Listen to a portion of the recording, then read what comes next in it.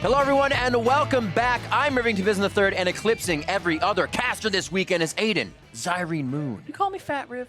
What? No. I know I've been gaining a little bit, but like... You make waves, man. You are the moon. We're jumping into our second match of the day. Right now in the Battle Theater, it's Cloud9 versus Envy. Big news coming into this match is Envy got their first win and looked good doing it yesterday. Yeah, it wasn't like just a win where it's a big, savage, bloody game, which you expect from the bottom teams, and like hashtag 80 minutes the dream. It's a good feeling. Victory. Exactly. It was a clean win. I actually laughed when we were doing an interview with Apollo, and it was like, his scoreline, 0, 2, and 2 in their victory. That's how clean it was. Is like the guy has a 1 KDA and they won the game. We expect these last place teams to have those drawn out games like I was talking about. And they won against TL, and they could be behind in kills, but they won games through their macro. And that was the big thing that stood out to me. And a lot of other things coming into this were new people on the team. Lyra coming in, trying to get situated with it. And they said it's not an excuse if we do bad as well. We have been practicing. Yeah, he had a week of practice, right? Last week he was jet-lagged, barely had any scrims with the team. Now he's in, and their performance definitely benefited from the practice you were talking about. Yep, and certainly some great play from Envy, but today they are going against Cloud9. You don't get a much tougher opponent than our current first-place team here, Zyrene. Yeah, Cloud9, they don't just look good, but they look tested as well. They've faced a lot of the good teams, and they've come out ahead. So they still look a step ahead or two of the rest of the LCS teams that we have.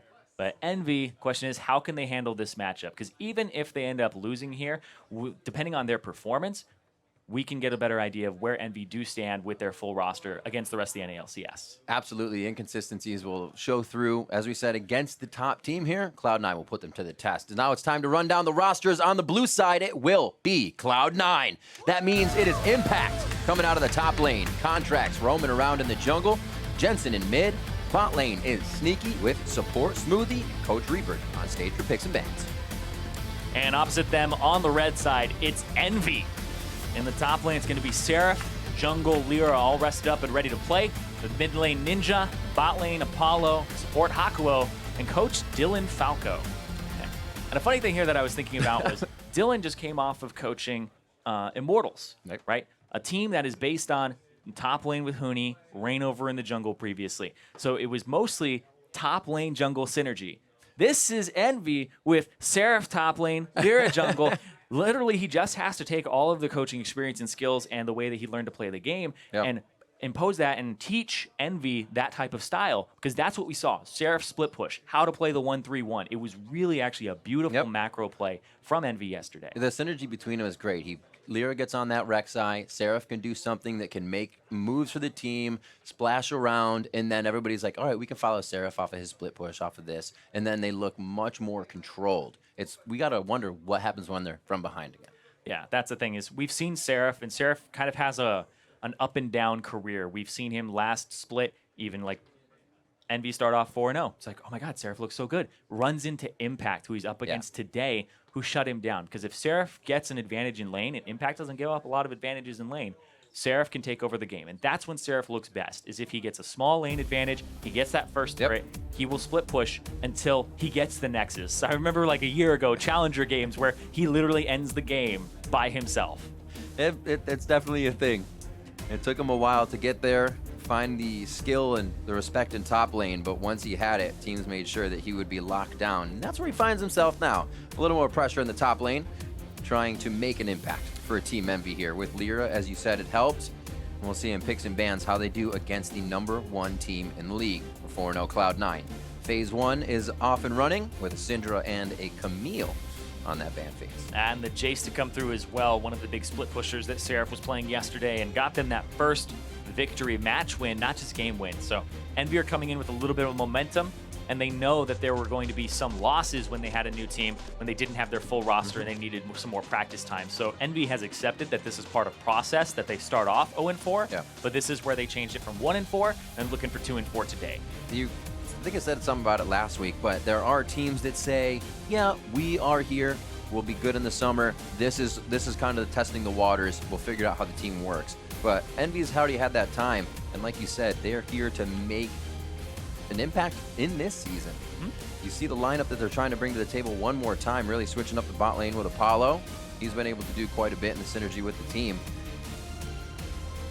So right here, speaking of bot lane Apollo, you would think the Varus is pick here for Envy. And then the jungle, that's unexpected because there are still a lot of things on the table, like the Rek'Sai, which people have been prioritizing very highly. But we're seeing a lot of the Korean junglers like Chaser and Lyra go back to playing the Elise when Rek'Sai is still up for the pick potential. This is something I wondered. A lot of other regions will show that, and Elise, other junglers. But NA has strewn away, going for the Kazakhs, mostly the Rengar. Lyra likes to switch it up. He only has the 3 unique so far. Elise is one of those. So not stretching his wings too much, or legs, I should say. Jensen picks up the Rise and the Jhin as well for Sneaky. Yep, you take the Jhin for Sneaky, one of the first people to bring it out in professional play, I believe the first.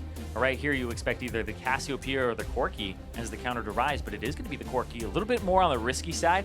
Not a direct lane counter, but can survive and does take Exhaust. And if Jensen takes Cleanse, which he currently has, it would remove that summoner spell, so it could be pretty cheeky.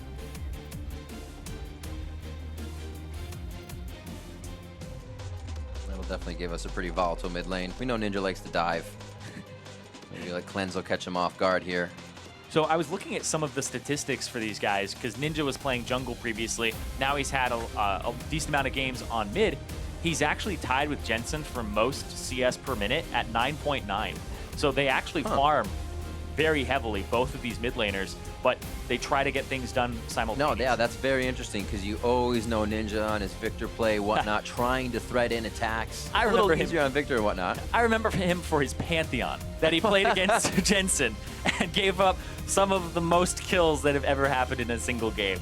But Jensen, that was of course the record-setting game for most kills in a game in professional play. I think Ninja remembers as well. I think he does. I think he wants revenge for that.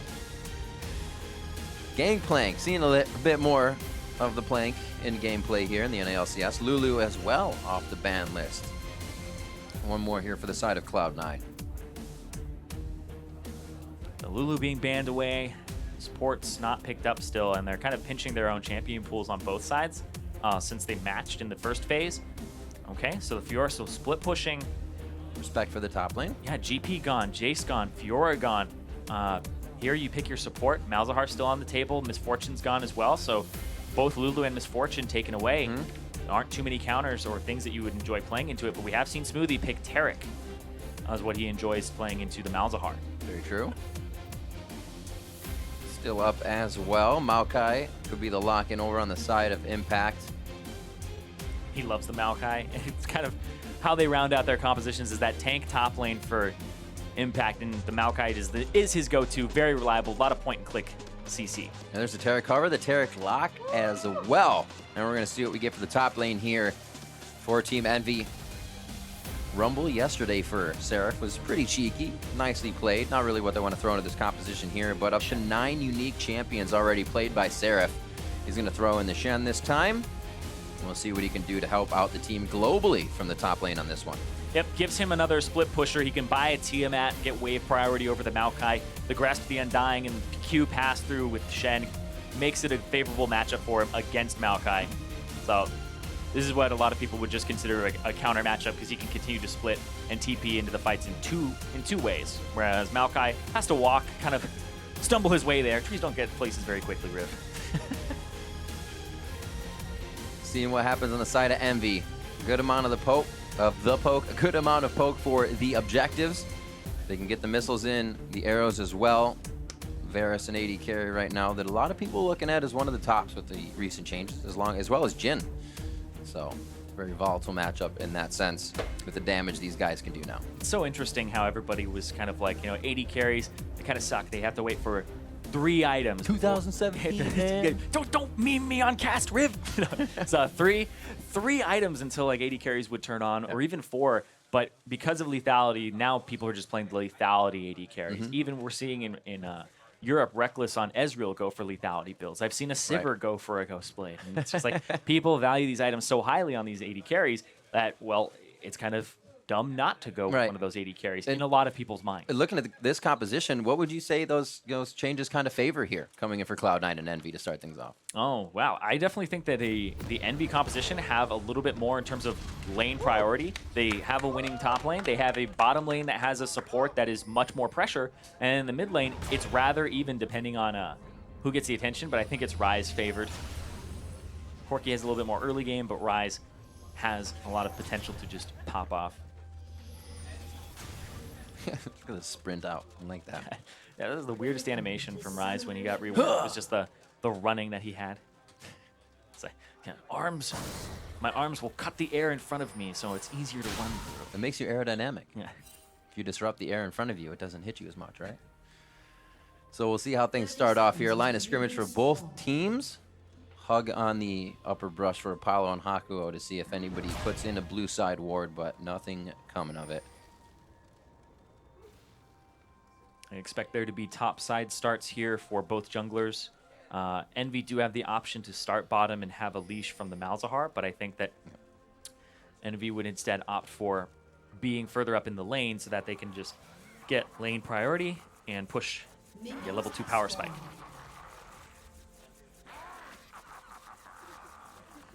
Wonder how NV feels coming into this game. You're up against the #1 team. Are you ready to make the first move? Obviously, you can't be hesitant to. But do you try to see what, Cloud9 has, and then you counter that? Or do you try and just poke, hopefully get to level 6 and be able to work the map with that range and vision? I think that as Envy, you never want to play, even just as a team in general in professional play, don't react to their plays, just make your own plays instead and just be the one who's proactive. Yeah. Unless your composition is like just a counter engage or a disengage. But the trade down bottom, Smoothie he has a few voidlings on him right now. He's got a few friends. Give me a hug. They're there forever. They're just like, walk it out. They'll go away. Believe me. It's all right. Nice hit on the minion. Should be good enough for the relic to come through. And a few actually missed there as it approaches the turret, and they have damage on the back line of the casters. Mid lane, all quiet on the home front here as both hit level 2 at the same time. Junglers just hitting the bottom side of their map. Looks like Lyra may have a bit of a head start here. Yeah, they've both actually done 2 camps working on their third now. Oh, you're right. He skipped red. Yeah. So maybe a bottom lane gank, blast cone or check. Let's see, it'd be really early. A lot of people don't go for that level 3 gank because it's so risky, and if they get behind, they usually go for scuttle control. And oh, that's Cocoon down. Very painful. Lyra almost down to 50% already. Can he get the pull up? The team's going to be able to help him from the bottom side. Contracts has to be careful here. It is a pinch, though, on the Contracts. Lyra first. It is going to be Contracts down. And then they drop Lyra. The fight's still going on. Apollo back in. Over the wall. I don't think he wanted to get that close. He actually is trying to get to the team and get himself goal side. Jensen's out of this one. We got heal now coming from Sneaky. Hakuo stunned up. Deadly Flourish. They finish up another one. Seraph comes through on a late teleport. Both of the top laners said, all right, this is going for the long haul. We have to engage. Arcane Smash. Seraph gets dropped. And as both teams don't wait for action to start, 3-1, 3 minutes in. Wow, that's the type of game you were expecting for Envy's win, where it's bloody at the beginning. Cloud9 get the better of it, though. Yeah. And I think the big difference there is the teleports. Lyra, he does the right thing. Bottom lane has priority, mid doesn't. So he goes bottom, starts flashing towards bottom, so he can get help here from Apollo. Apollo can heal him. Then they turn it around here. Apollo actually ends up with double buffs here, because it's the kill on one and then the other, so there aren't 2 double buffs floating around in this fight. It's just Apollo. So he's feeling really good, but then this ward comes down from, I believe it's Smoothie who puts it down. Yeah, the 2 wards come down. But look at where Seraph's TP is. He's tri-brush bottom. That is way far off. Envy should have just backed off as soon as they saw that teleport. Even if Seraph hits that taunt, it doesn't matter. Smoothie was zoning the top right. Impact was there as well. Seraph should have canceled his TP, and the rest of Envy should have just walked away when that TP was coming through in the middle of everything. I think that's what most people thought was going to happen. The teleports came in so late. Everybody on the teams thought this will fizzle out after this kill, and they just kept coming in. It could have been a call as well, because sometimes you're like, I'm TPing in, keep fighting. Yes, and that's true. The team will listen against better judgment. Well, control wards in the inventory of Cloud9 now. We just saw Contracts put his out. That'll be towards the top side pixel brush of Baron. And 4 more now to be laying across the board and shut down Envy's vision, which they just started to creep up a little past the river. Yeah, and right now, this is kind of the jungle paradise right now. Nobody has flash on the enemy team. Contract is like, I could gank any lane right now, so I will get vision of the enemy jungle, make sure he doesn't take advantage of my lanes, And that's the right play right there as well. Cover your top side of the map. Bottom lane is currently covered by Envy more so. So they're kind of just splitting the map in vision right now and taking control of the top side. If your Sneaky has a strong flash finger, Yeah. invest in Sneaky stock flash. Or flash stock, I should say. The last one with it left up after that fight in the beginning. He actually comes back and serrated Dark to the tier stack of Apollo. And those two will be able to pretty much just fend each other off in lane without doing too much here. So teleports down that early. We'll see how it actually affects the lane if there's a gank coming up here, because that's usually used to get back to lane. And then you wait for a 6 teleport in. Whew. Feels so good when you're actually still fighting the other guy. Minions are off doing everything they can to Sneaky. Oh, Malzahar is fun. Yep, and now you can see Lyra taking a stroll through all of the vision, and that ward's about to go down. And mid lane's fighting. Jensen's like actually, he's kind of blocked by the minions. I was gonna say it's a big minion wave for Jensen to be fighting in. As you pointed out, cleared up wards here. Like you said, Lyra's gonna try to come through and do a little damage control for the team as they lost some time on the map in that last fight. Oh, and bottom lane looked like they wanted to come up. Smoothie and Sneaky were both shoving out bottom and then roaming, trying to make sure that, because the bottom lane in professional play, if they dip up, then mid lane has to back off. The jungler has to back off of mid. So just leaving the lane actually provided pressure for Jensen to get control of the wave. And Sneaky's going to take so much damage here. That combo is so disgusting. It's just the arrow to the silence followed up by the minion. Sneaky can't do anything about it. As Smoothie tries to stave off any more pain. Yeah, we've actually seen a lot of players abandon the Malzahar. Hakuho, the Malzahar, and Zyra seem to be just his bread and butter right now, and they're going to get ganked bottom. There's contracts coming bottom, and you see the Rise making his way down here as well. Jensen, like, he's actually returning the favor because Sneaky and Smoothie had actually dipped upward, and they have control with the control wards all throughout the jungle and the bottom side or the river. Cloud9, whoever leaves lane, He's all right. they're just little chickens. Spiders, still chickens, especially in Australia. What kind of chickens do you eat? You weren't even going to ask what type of spiders they are. You went the other way with it. All right. But yes, when you disappear from the map, just like Jensen did, bottom lane had to back off. When the bottom lane disappeared, the mid lane from Envy had to actually back off. So C9 are definitely using the pressure of dipping into Fog of War. Piercing arrow, auto hail of arrows. Apollo always has the range to make a 1-2-3 happen. And as Hakuo adds on, they continue to hold that lane in HP. It's still 60-60 in CS, so Cloud9 doing a nice job of farming with that low HP. Yep. And just checking in on the top lane here. There's the bottom lane. Oh, Sneaky did pick up those kills, and he's happy. But because the top lane, those TPs didn't actually work out too well. Ninja? Oh, he didn't. Oh, he got baited! Whoopsie daisy! That's not what you want to do.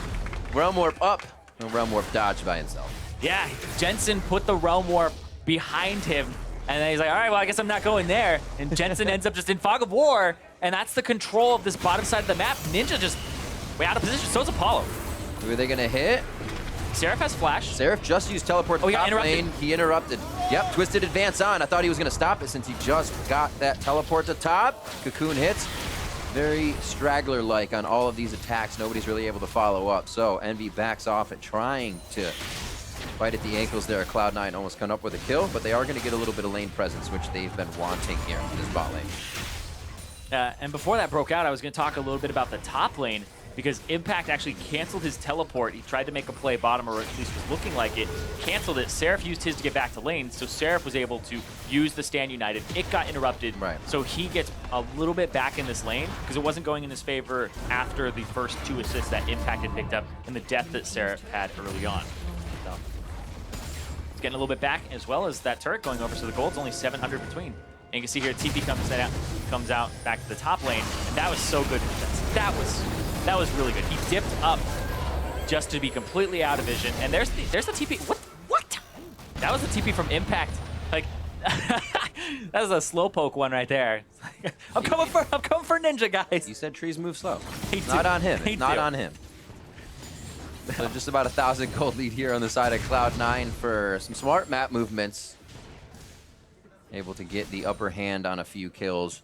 Apollo putting some money in his pocket, so we'll see the damage come from him later if he can keep this going. They have taken out their lane, so all that fun they were having with Sneaky and Smoothie is going to have to be found somewhere else now. Apollo's just going to farm by himself, and we'll see what Hakuo can provide for the rest of the team on the map. Yep, they have the double marksman composition, but they also have Hakuho with an ultimate here, and Smoothie.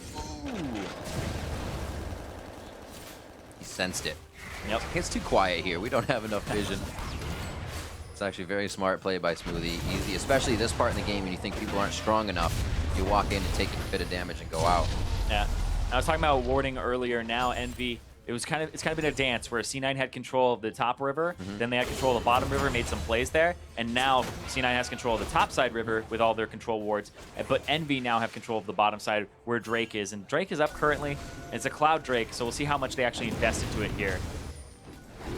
It would be nice to get 2 kills on Sneaky, 2 kills on Jensen.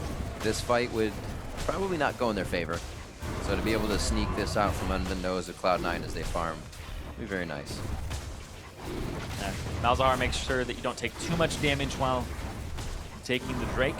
And the bottom wave has been shoved up, so they don't miss any CS here. They might have to back, too. So Apollo will pick up the wave, and then Hawk will back and roam a little bit and figure out what type of boots he wants. Okay. The Ionian boots of Lucidity. We will typically see the mobility boots. The Ionian boots of Lucidity are kind of the second option if you're trying to make flash plays for picks, but this composition has a little bit of pick potential with 3 members who have that single target CC. So if you're out of position as Cloud9, you always have to be wary. Saying for Lyra coming in and playing a lot of that Rek'Sai, so Seraph could kind of carry top laners. It's almost switched up in this one, so for Envy to have that between, as we said, that top lane synergy and the jungle, hopefully it starts to really pay off for him. This time Seraph 91 to 95 on the top side as him and Impact back and forth. Quite a bit of damage as he waits to soak up the minions in front of his turret. Mid lane's getting a little bit of love here. Might see something coming out of Jensen soon. Jensen's the person to watch for Cloud9 right now. 100% KP. The fact that he's got 2 of those kills. Money's in the right place for Cloud9. And they have it on their carries. Yeah. Envy, it's kind of the same story, but there wasn't as much money to go around. Not as many kills. But they do have it on the right people. Jensen looks like he wants to dive top. He's level 10, so it's not the super long range ultimate. But he's also ducked out of vision. Oh. I feel like this has the potential of opening up here for Cloud9. They get this mid turret, and Envy may not be able to start fighting back. They seem to be pushed back on all their turrets now after having a bit of, like I said, a bit of control in that bot lane. They weren't going to do too much on Sneaky and Smoothie, but that's where they were having an advantage. And you can see now, in pressure at least. C9 are just trying to take the advantage of the fact that Apollo is bottom. Apollo's going to shove to tier 2. Now they're going to take the top turret, they're going to take the red, and get a little bit more control of this top side of the map. So like I said, they're splitting the map. Yeah. Envy is focused on bottom lane. They got the Drake, and they're still focused on this side. So they'll take this red buff, and they'll push up to this tier 2. My question is, what happens here? Because this could be explosive depending on the risks that the teams want to take. Because now Envy have control of the bottom side. If somebody face checks here, like Contracts, or we saw what happened in the TSM set where Svenskeren had face checked around that area. So no, they're playing it very reserved and very safe. So everybody's just kind of backing off. They got the vision, they got the control. Now is the time to back, set up, reset the map, and then push back out. Make much more informed decisions with their vision now, both sides. Well, like you said, and you can see through that vision, it's actually halved on either side.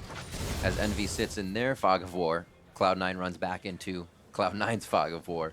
A very interesting positioning both teams have here, but top turret will still waiting to go down slowly due to that noodle fight up there. So we'll probably see Impact take this with Contracts, and then we'll have the map opened up a little more. You do have to get it around this time if you're Cloud9, because Seraph now has the Tiamat, and previously you saw the Impact was just pushing it constantly underneath the turret of Seraph, but that's not going to be the case anymore because Seraph has the wave clear constantly on his auto attacks. Maybe one more wave because of the fact that, oh, he doesn't have the pressure. Oh my god, it's so low. Yeah, you just come up here and smack it. You have to get it now. Envy are sacking this too. It's quite interesting because we will see people get the bottom lane turret, and then they will swap to top lane, which you could totally do in this case. Yeah. You could swap Envy's bottom lane to top, and then put the Shen in the long lane because he has the ultimate. He has 2 globals to reach him, and if you were able to like slowly but surely get that bottom lane, I think that was actually a little bit of a misplay there to try and reset the map and get bottom side vision for Envy, where the Drake is down. Top side right now is where you should be pushing.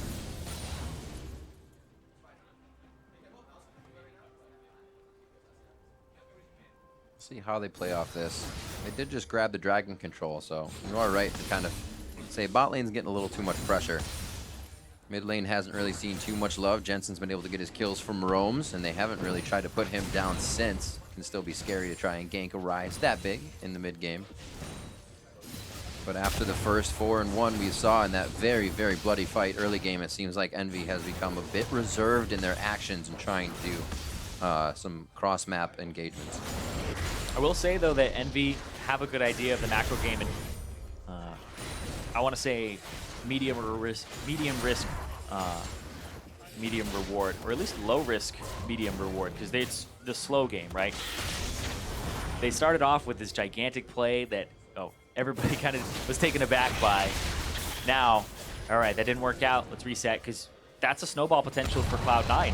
And Envy haven't really let that happen. They got the first turret, they got some money back, but now it's kind of, the game is stagnated right now. It's in a fixed pace for a little bit until somebody decides, all right, I hit an item spike, or I want to actually make a play now. And I think Envy could have done that earlier, but Drake is coming up in 50 seconds. You want the bottom side control, and that's what they're going to try to do, is just keep tabs on this. I got the Triforce, Youmuu's good poke potential, and there's a bit of it right there. Firing through Smoothie's defenses. And Envy has great position on the bottom side of the map to make this happen. Oh, they're trying to get Impact's Jensen. gonna keep going hard. You have to lock him up before he gets that ulti. All right, hides himself out to the side. No time wasted by the rest of the map as Jensen dances himself to safety. America. You could just do it up top.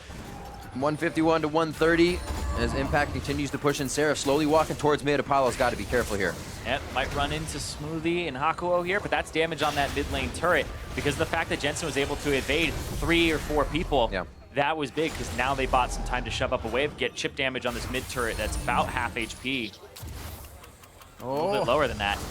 Apollo, so captivated. Cannot get close enough to put the piercing arrow damage down.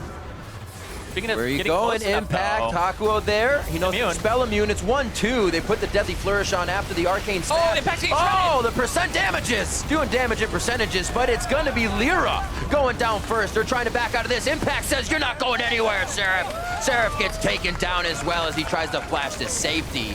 And Smoothie limps out of this one as the team says, let's go for mid. Smoothie right there. Huge play, the ultimate from Tarek coming down at the right time. Impact would have died there, but he got invulnerable. That was perfectly played there, really well timed. Smoothie's right on top of those ultimates constantly. Brilliant, some would say. Oh, it's not over yet. Oh, the poke damage, it's almost never over, except Apollo has no mana, so. Get it. Dragon wants it. It's over. Shh, don't tell him, but it's over. I lied. Oh, I actually thought Ninja was going to try to ward over and shoot. He's just clearing up and holding off Jensen. Yeah. They were able to prevent the Drake take, though, and there's still control of the bottom side for Envy, so that's good for them, but Jensen 2 levels up right now over Ninja. Woo! One more. Soul Valkyrie away! Needs to hit a Q. Oh, Spellflux, he's going to... No, he gonna... can't take it. He's not going to take it. The TPs? I was chicken all along, and they both said no. Interesting. A lot of TPs being used in just aggression and strategy for this one. We'll have to see how the teams actually play around that. Because with Impact, he's hanging out with his team right now. This leaves Seraph with Stand United down, so if anything happens, he's got a long walk to go. I just noticed that Ninja has a Dark Seal and has had one for the past, like... Yeah, it's been a while. 7 minutes. And it's not doing much for him. You have to accessorize, man. Gotta get the bling, but... it's not doing much for him at the moment. And even if it got stacked up, it doesn't do too much for Corki. Impact is really bold right there, but then he gets locked up, shredded, ton of boilings on him, and then right there, oh. Yep. Seraph got the taunt onto multiple people there, but there's just no damage that can come down, and everybody was stacked on top of each other, so even if you're throwing rock, if you're throwing all these auto attacks, arrows through, if you're Apollo, it did nothing. It's such a clustered fight, too. You can hardly see when Smoothie throws down the ultimate sometimes in that sense. Yep, he's one of the only people playing Tarek as well in the North American LCS. I believe the only one. He's playing it into Malzahar constantly, but he highly values the invulnerability and the fact that it's for his team. It's for the team fighting, not so much for lane. Merc treads himself so he can get into these fights. Upgraded Sightstone. Not really doing too much for the Targons just yet, but more control wards coming out here for Cloud9. few items ahead in each one of their matchups. See the needlessly large rod coming in now for Jensen as he gets much, much bigger. 204 for Jensen, sneaky 203. Contracts is going to check. Even Impact has got himself some kills now. Impact picking up kill for himself in the previous fight. And that top lane advantage is just, oh, this is supposed to be a Shen-favored matchup. The Tiamat came through, the turret went down because there wasn't a swap to prevent it from going down, and that was just gold for Impact. I definitely think it goes back to that TP from Seraph and Impact at the beginning of the game. The team of Cloud9 were just like, here's some wards, Impact, get here in the middle of the fight. And Seraph didn't have that luxury.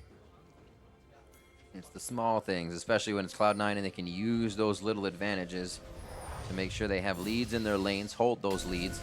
It's not like Ninja was able to take down Jensen. Sneaky's still alive. That gold is not in the pocket of Envy for any shutdown. So that's what I'm saying. What can Envy do as a poke team when the other team stays so spread out? You can't really get any poke on them. You can't even get up to a turret to siege. What's your kind of next option? Well, you're supposed to have split push pressure. They don't have that. You're supposed to have poke pressure on these guys. They have a Taric to heal it up a little bit. Right, yeah. Even if you catch Jensen, he has QSS. So their options are very limited. They have to make a very ballsy play, a bold play. And that's not really what we were seeing from Envy yesterday, is they were just macro play once we get an advantage, slow bleed of the other team, and have Seraph push. So there might be a point that they recognize as, hey, we need to farm up until Porky has 2 items, till he has crit chance. Maybe then they can fight, or eventually Seraph might have priority in this lane as he continues and progresses his build. So it may be a little bit slower here for Envy, or they want to control the pace of the game a little bit until they hit a certain point that they are happy with and say, hey, this is the time. Edge of Knights coming in for the ADs, that bot lanes. Great item. A bit safer. Starting to see it almost a little too much, I mean. It's funny, I thought it was broken before when it was a 45-second cooldown. So where are you going with this? I still think it's broken. And Seraph, you know, he's pulling attention top lane. He's got 2 people on him right now. The team has to make a play on the other side. Contract's going hard. Spirit's Refuge is in, so he buys himself some more time. Jensen warping in out of nowhere, but this is mid lane pressure. Smoothie and Sneaky hold this one down. It seems like they can. And there's no punish here either. Ninja's going to have to go top, and Jensen will be able to just push this out. And honestly, I don't know if Ninja can just sit there by himself at that turret, because Jensen has kill potential on him. So may shove out a wave and a half. Let's see what Jensen does. Like, nope. Jensen, he's, I'm watching him on the minimap, like, he's like, do I sit in that bush? Do I not sit in that bush? Is the Corki gonna run through here? Is it been long enough? And he's like, nah, I'm just gonna go clear the wave. Whatever. No sneaky rise today. Impact has been having a blast as well in his lane. Hasn't had too much trouble with Seraph.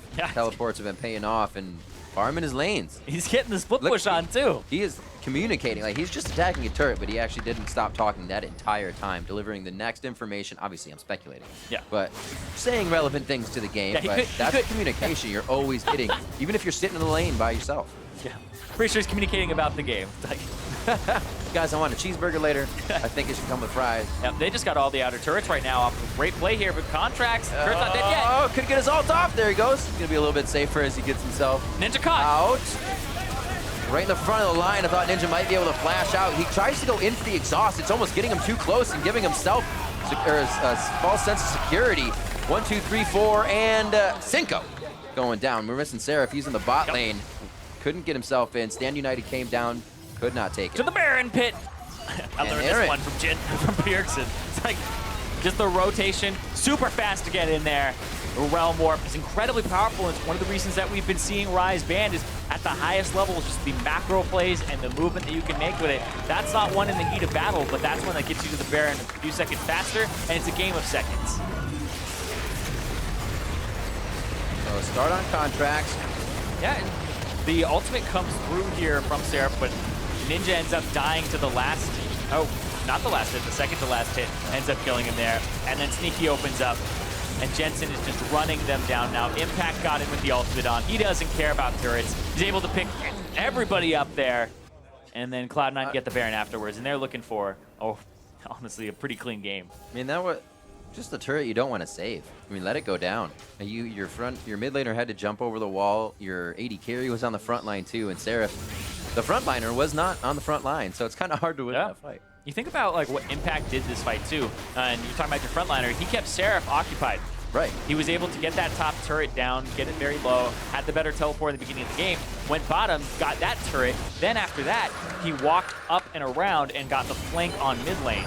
So Impact's movements this game and the way that he's split pushing, it's hard to deal with. And where is he coming from? He's in the back already. Oh, Seraph's so big. He's taking 3 to take him down. Contracts over the wall to finish it off. That means the rest of the team will fall very, very quickly. Sliced and diced. Double kill coming in for Contracts. 3 are down now, and that's actually Seraph being the start of the fight, so Cloud9 has a lot of room to work with. Yeah, a ton of room. Ever since the beginning of the game, opening up Impact, and now he's 2 levels up over Seraph. He's been the brick wall for Seraph's career, even last split. Seraph looked like he was on an upward trend. Impact shuts him down, and this game is just more of the same here. He's been out-teleported, out-fought just in a one-on-one, out-split-pushed. Impact just seems to have his number. To the mid lane with minions. Beautiful, beautiful. Man, this is the thing. The first time you see the Realm Warp and that happen, you're just like, damn, that's ingenious. And now you're like, it's like, no, those are really, really good Realm Warps because you have to have the minions occupied on something. They have everything in range, or everything set up already. Yeah, as a team, it they takes that coordination. They don't have to go anywhere. 2 Ocean Drakes, the next one's going to be Infernal, so they're getting a sustain when they're actually out of battle. They haven't seen anybody since bot turret, so the Realm Warp to mid, easy peasy, almost full health. Love it. A game that is just going so much in Cloud9's favor, and they've been so good at holding these leads. So usually, you look at something to tack on, and there's a little bit that you can only do for Cloud9. They've been playing pretty clean. That was Seraph they start, and this was the fall of a lot of turrets. That was the least sneaky ninja I've ever seen. Position given away in the bush. The tree is actually more surprising than the ninja was there. Well, he does have thunder skills. Yeah, that's true. Counterintuitive. But Impact coming in from the side and having priority on the bottom side of the map has just been doing wonders for them ever since they swapped it over. And that's what I was talking about. Where, why didn't Envy swap Seraph to the bottom lane? Why didn't they, when they had the bottom lane turret down, swap the Shen there? Because then you match the Maokai there, and then Maokai now has a long lane that he has to push against instead of a matchup that he's happy in. They already took the Drake too, but hold on, they're trying to make a play here. The team's actually split, so watch Cloud9 and how they actually investigate this. Because Jhin and Taric and Impact. How quick can it be? GA? That's a Guardian Angel. That much work for the GA. It's something they obviously had to do, but you see the trouble that Envy is working with here. Impact back up, ready to go back in. Shield is on. The shield is off. It doesn't look like they're going to go for a dive here. I thought they might have gone a little crazy with the minions pouring into the bot side of the base. Exactly. Minions are pouring into the bottom side. We'll reach that turret quite soon, and I believe there's double super minions in it. Yes, there is. There's 2 super minions. And so now they have to back off, and Envy have to go deal with that wave. This top wave has cannon minion in it, of course, and so does that mid wave. And they'll push these up and try to figure out where the weak spot is for Envy. Just becomes hard to beat a game or beat a team rather, when they win their lanes and continue to play consistently. Cloud9 makes very little errors, and if they do, they can repair them. We saw Impact as he tried to come in on Hakuo. They almost killed him, but then repaired by Smoothie. The team was all there. Cloud9 firing on all cylinders here as they come in first place in the NALCS so far. And they look to put another victory in the battle of the war under their belt. That's actually a great way to put it. It's a battle that they can win, but the war's not over. War is never over. Whoa! The next battle begins! Ninja gets out safely with Stand United, and Seraph does just that, completing it. Gets right next to his team. Try to keep them very, very safe. Top lane is really in the eyes here of Cloud9. One more wave pouring in. See if they can get it. Yep. Well, they're backing off. Smoothie ultimate onto Contracts, and Contracts leaps it over to Impact just to make sure. Cloud9 just look really clean. And Jensen's still 100% kill participation. And it's not like when you see somebody who's like got a Jarvan flag in the fight, and it's like, oh, I buffed you, 100% KP. Like, he has to tag them, he has to double E somebody and have it bounce. I haven't been seeing a lot of those double E's actually land on everybody. I think he's just getting some really good hits. And they're just systematically just ripping through Envy's team. Yeah. Which has 2 kills. One of those happened at, level 2, level 3. There's also not much you can do when these kills are walking away with slivers of health because of that invulnerability play. I'm not taking anything away from Smoothie. But, if Envy had those few more kills, a few more item breakpoints, fights change. You can always speculate. But the early game definitely just kept going in the favor of Cloud9. Mm-hmm. Yeah, it's an efficient snowball by them because they started getting those outer turrets and they played the map better than Envy did, and Impact had priority. And this just looks like, Baron's coming up in 45 seconds, synced with Infernal Drake. Pretty much exactly. Sorry, I'm looking at the timers like, which one is faster? I think they're actually, they're like exact. Now I know what you do at home, Larry. It's OCD, man, I'm saying. This is a great game. Look at these timers. Pretty colors. But they're all rotating towards where the Baron is. 20 seconds on that. They're going to get control of the area, clear out all the wards so that it's just a gigantic fog of war area that Envy just don't even want to even face check. And they may have to take the risk or else it's just Baron. You can see dark map for Envy at the moment. Whew, that's scary. Apollo, it's taking damage from Poke. Lots of pings? Yeah, and they're on the Baron, so that's going to be the Baron started up here. Infernal Drake, okay, so Envy are going to go for the trade. They're going to say they are on Baron, we'll go for the safe objective here and get at least something back. They need to go fast. Realm Warp's up, they can hop to top side. That's going to have to be a back by the other team. Realm Warp to top? Yep. That's the sound of Realm Warp, if you didn't know.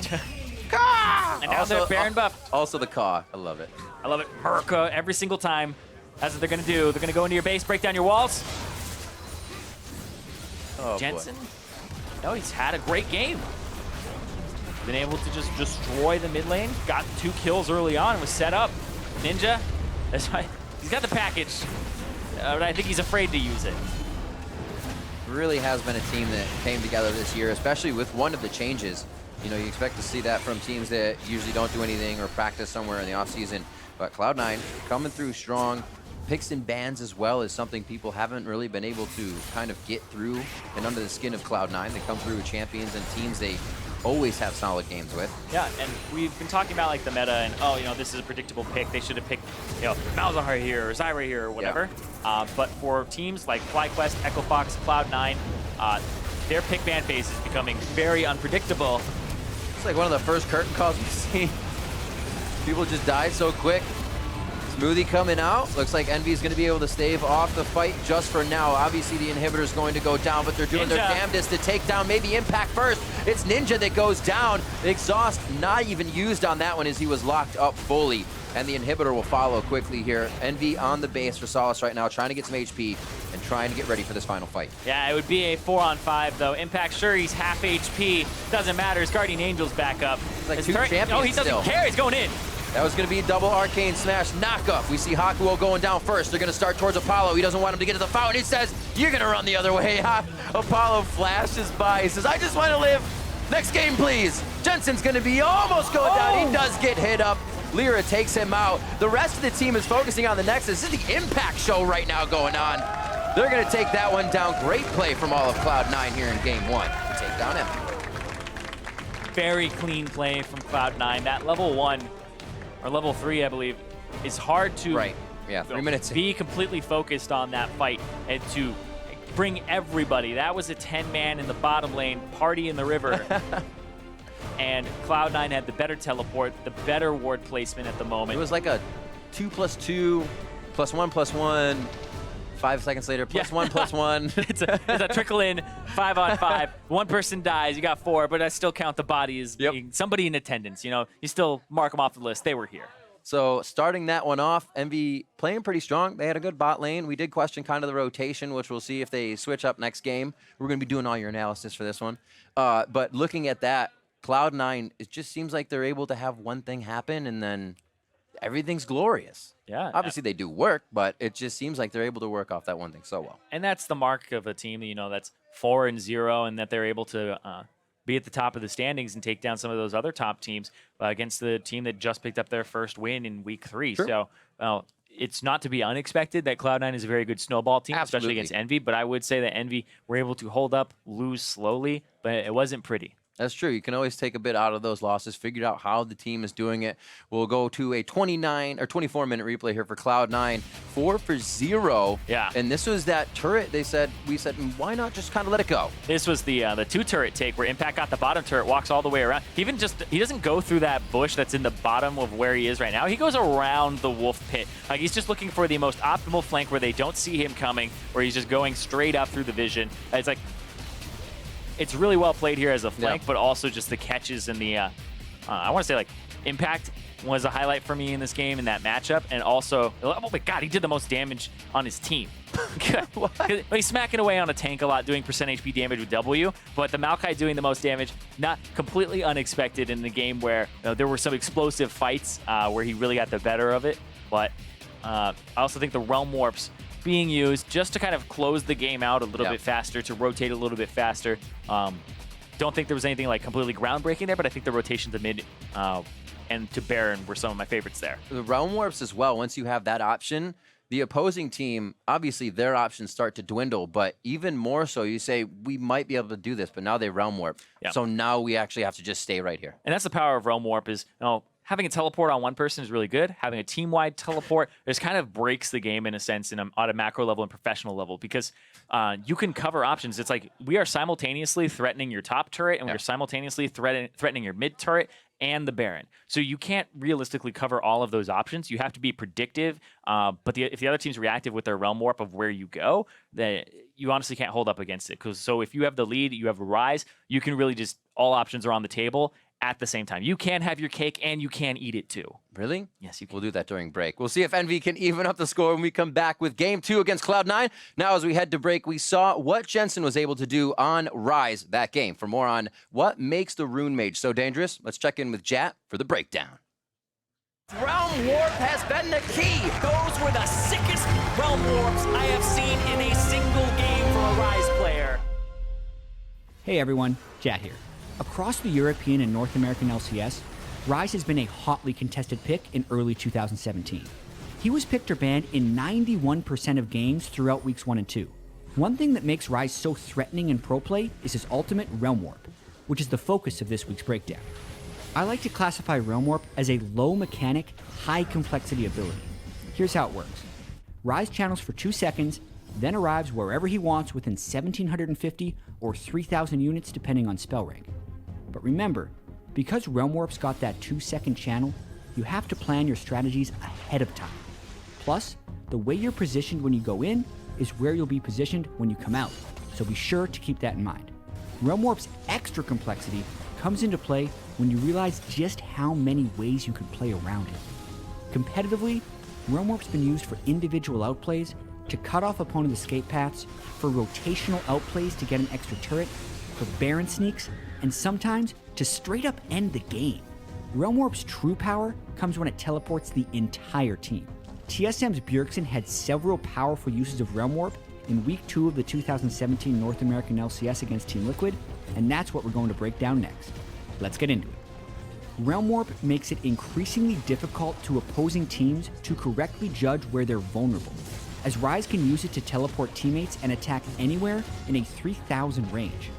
33 minutes into Game 1 of TSM vs Team Liquid, TSM initiate a turret for Drake trade. Normally, teams look to fight over Drake as it spawns. However, TSM predicts that TL would go to the Drake, so they head towards top lane early. Since Liquid's already at Drake when they spot TSM up top, the plan for them becomes to kill the Cloud Drake, recall, then defend at their inhibitor turret. As TSM kills the first turret, Bjergsen channels Realm Warp and manages to teleport most of his team, as well as TSM's minions, directly on top of Team Liquid's inhibitor turret. The minions remove the 66% damage reduction turrets have as a backdoor protection, and since turrets naturally prioritize minions over champions, TSM is able to quickly and safely take a second turret in a trade where Team Liquid only planned on giving up one. Bjergsen's great use of Realm Warp opened up the inhib and subsequently allowed for an even better use of Realm Warp only a few minutes later, exploiting Liquid's weakened top lane. 37 minutes in, all of TSM move up towards Team Liquid's top lane inhibitor. This forces Team Liquid to return and defend their inhibitor. Once TSM sees that Liquid's defending their base, Bjergsen simply Realm Warps his entire team into the Baron pit and they rush it down. And try as they might, there's no way for Team Liquid to make it to the Baron pit before TSM secures it. This play excelled because TSM forced a logical move from Team Liquid.